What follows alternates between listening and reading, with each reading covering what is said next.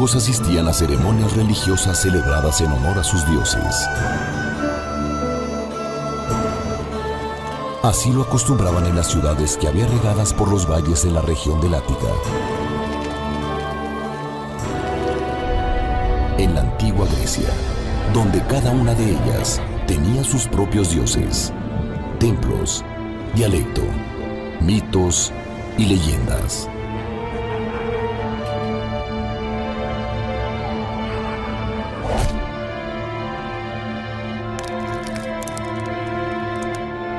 Durante estas ceremonias, los griegos consagraban los hechos sobrenaturales de sus dioses. Descubrían la vida y obra de sus héroes mitológicos y legendarios.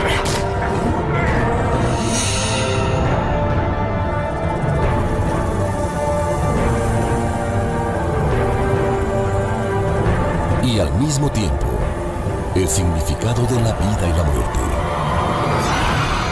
Eran viejas historias con moralejas y enseñanzas espirituales entrelazadas, que aprovechaban para enseñar los principios sobre la lealtad a los dioses, a la familia o al gobierno. Dionisio era el dios del vino y de la vegetación. Les había enseñado a cultivar la uva y transformarla en vino.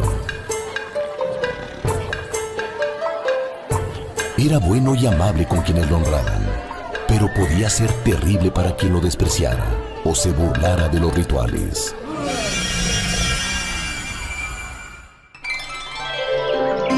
Dionisio moría cada invierno, pero renacía en la primavera. Para sus adeptos, este renacimiento acompañaba tanto la renovación de los frutos de la tierra, como de alguna manera, una posible resurrección. El festival más importante en Atenas era el de las grandes Dionisíacas, que duraba 5 días seguidos y se celebraba cada primavera y cada invierno. Estos rituales se llevaban a cabo antes de que existiera el teatro. En el año 534 antes de nuestra era, Pisístrato era el jefe de gobierno en la ciudad de Atenas. Él buscó la manera de que llegara más gente de los alrededores a celebrar las grandes Dionisíacas.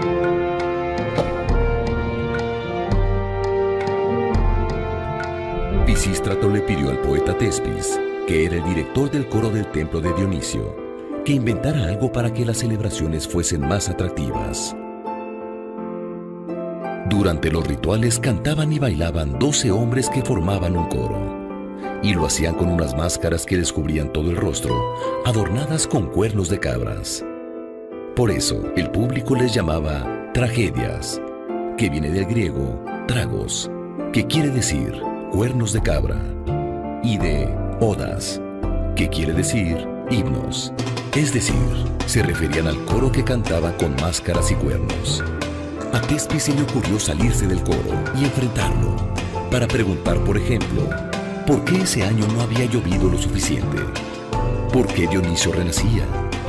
¿Por qué habían sufrido tanto las mujeres de Tebas cuando la ciudad fue sitiada? Con esta decisión, Tespis inventó lo que ahora conocemos como teatro. Él fue el primer actor de la historia, que en su época fueron llamados hipócritas, que viene del griego hipo, que quiere decir máscara, y crites, responder, es decir, los que respondían detrás de la máscara.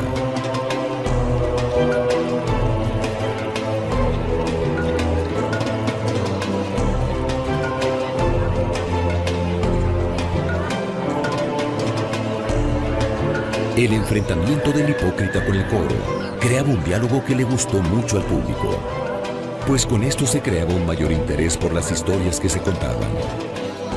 A partir de entonces, se decidió que en cada festival se organizaran concursos entre los poetas para que escribieran sus historias y las pusieran en escena.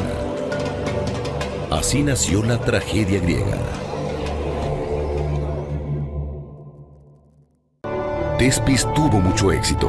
Los vecinos de Atenas llegaban en la primavera y el invierno para ver las obras de teatro que se presentaban en las grandes Dionisíacas. También llegaban los poetas de todos lados con sus obras recién escritas, listas para concursar. Tragedia viene de tragos, que quiere decir cuernos de cabra, y odas, que significa cantos o himnos. Se llamaron tragedias porque así se disfrazaban los que formaban el coro para cantar y bailar frente al público. Las primeras tragedias consistían en los cantos de este coro, que representaban muchas veces al pueblo, a los consejeros o a las mujeres de alguna ciudad arrasada, como Tebas y Troya. Otras veces representaban a deidades como las furias o las suplicantes.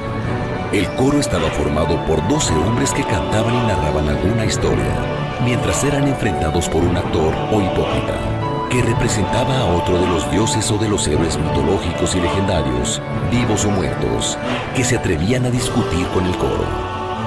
Al compartir el sufrimiento que veía en escena, el público podía desahogarse en una especie de purga de emociones, viendo cómo sus dioses y héroes sufrían más que nadie. Ellos se podían sentir un poco aliviados.